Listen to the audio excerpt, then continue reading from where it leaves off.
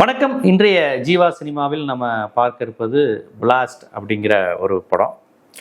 அர்ஜுனுக்கான ஒரு ஒரு என்ன சொல்கிறது, அவர் ஒரு டிஃப்ரெண்ட்டான கான்செப்டில் எடுத்துருக்கிறாரு. அர்ஜுன் இதுவரையும் ஏற்காத ஒரு கதாபாத்திரம், ரொம்ப வித்தியாசமாக இருக்கார் அப்படிங்கிற மாதிரியான விமர்சனங்கள் படத்துக்கு வந்திருக்கு. படம் எப்படி இருக்குது அப்படின்னு பார்த்தீங்கன்னா, வழக்கமான சினிமா படம் தான், சினிமாத்தனங்கள் இருக்கிற படம் தான். ஆனாலும் இந்த படத்தில் சில அம்சங்கள் நம்ம பாராட்டணும். ஏன்னு கேட்டிங்கன்னா, அந்த படத்தினுடைய கதாநாயகன் அப்படின்னு எடுத்துக்கிட்டிங்கன்னா அது கராத்தே தான்.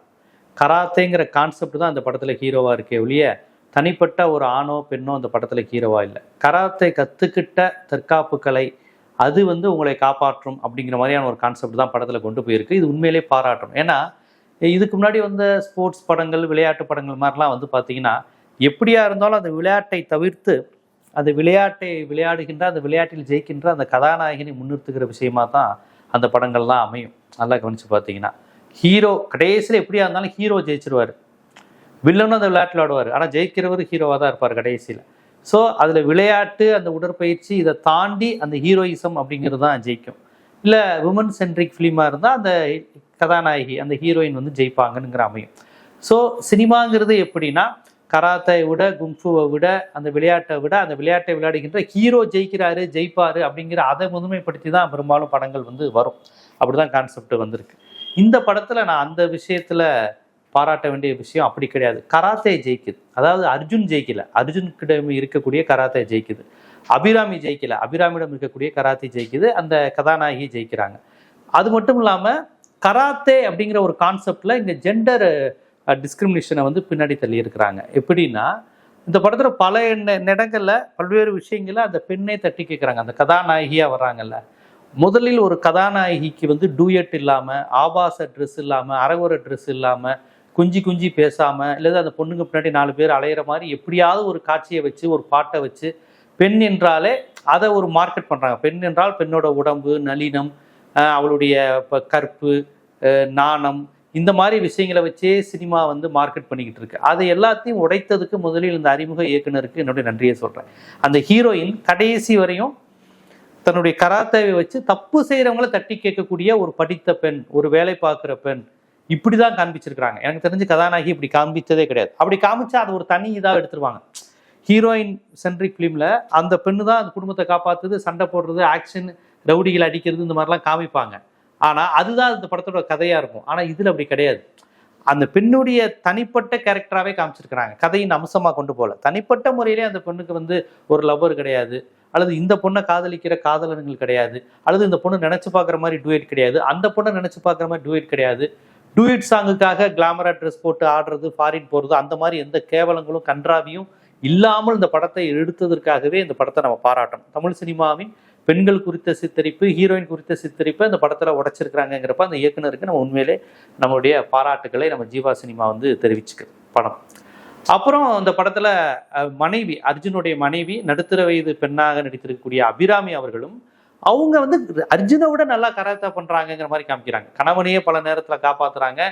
பெரிய பெரிய வில்லன்களை தூக்கி போட்டு, அதுவும் சாரியோடைய கராத்தே ட்ரெஸ், அந்த பொண்ணாவது சுடிதார் போட்டிருக்கிறாங்க.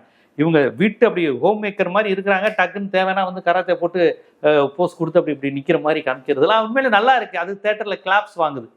இந்த மாதிரியான பிம்பங்களை கொண்டு வர்றதன் மூலமா தான் பெண் குறித்த கற்பிதங்களை நம்ம உடைக்க முடியும்.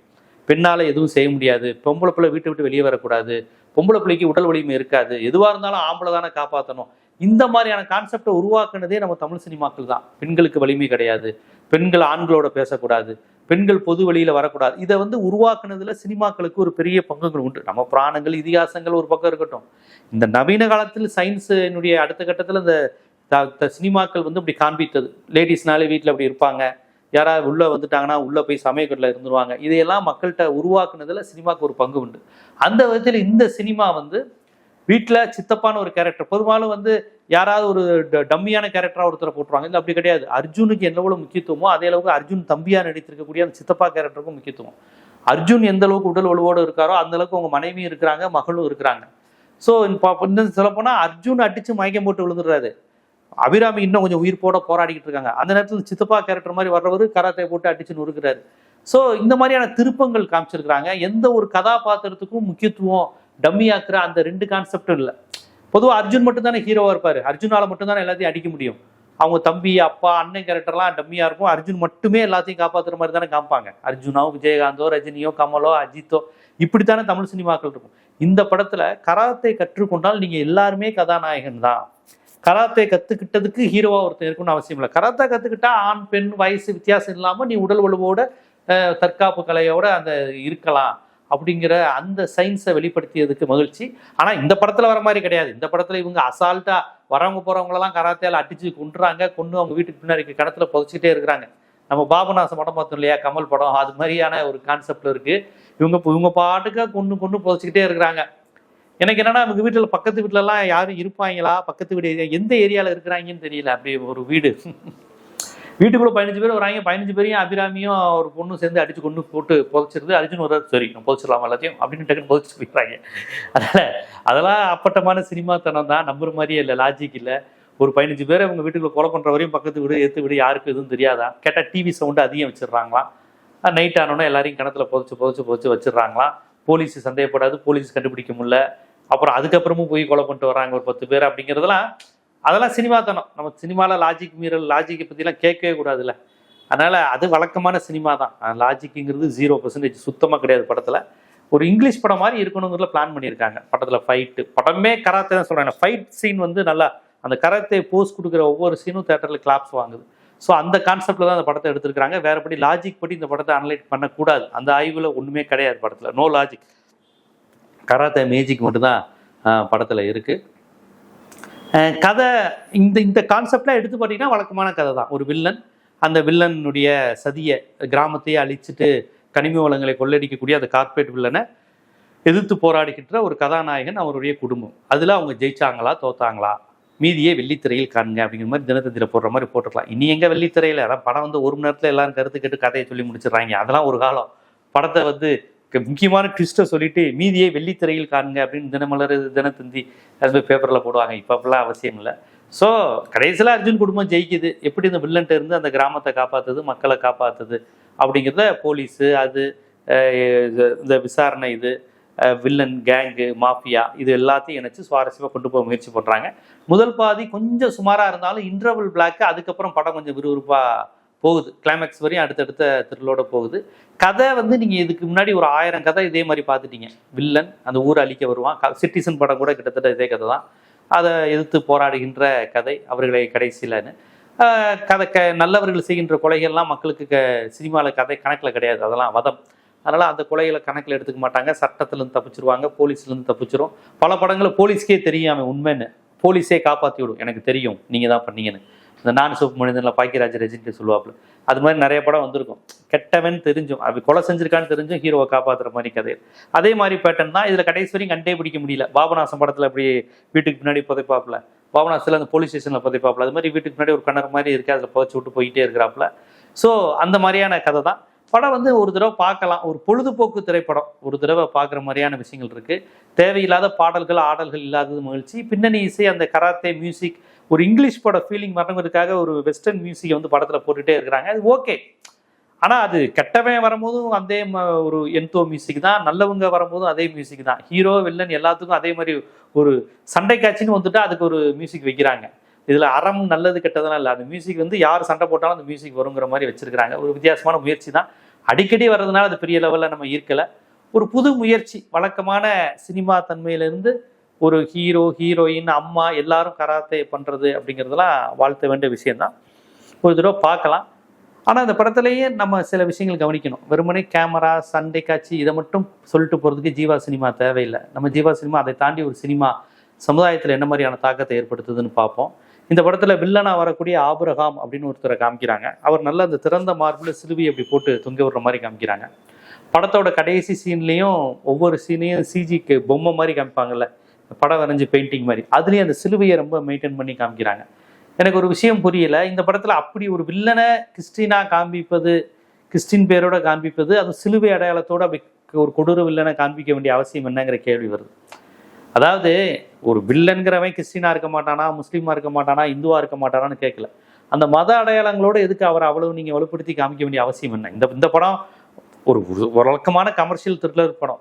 ஏன் வில்லன் ஆபிரகாம் அப்படின்னு வச்சுட்டு அந்த சிலுவையோட அந்த இருக்கிற சீனை 2-3 தடவை ஏன் அழுத்தி காமிக்கிறீங்க? கிளைமேக்ஸில் டைட்டில் முடிஞ்சு போகும்போதும் அந்த சிலுவைங்கிறத காமிக்கிறாங்க. ஏன் இந்த மாதிரி விஷயங்களை பண்ணுறாங்க? அதாவது பொதுவாக நம்ம படங்களில் வந்து இந்த மாதிரி இந்த காஸ்ட்லி கடத்தல்னாலே மைனாரிட்டி தான் காமிப்பாங்க. முஸ்லீம்கள் அல்லது கிறிஸ்தவர்கள் தான் அந்த கடத்தல் பண்ணுறது, வெளிநாட்டுக்கு பணம் அனுப்புறது, கருப்பு பணத்தை வெள்ளையாக்குறதுலாம் ஒரு பாய் தான் பண்ணுவார். சவுதி துபாய்க்கு அனுப்பு படங்களில், சிவாஜி படத்தில், ரஜினி படத்தில், இந்த சங்கர் படத்துல இருந்தே இந்த மாதிரிலாம் காமிப்பாங்க.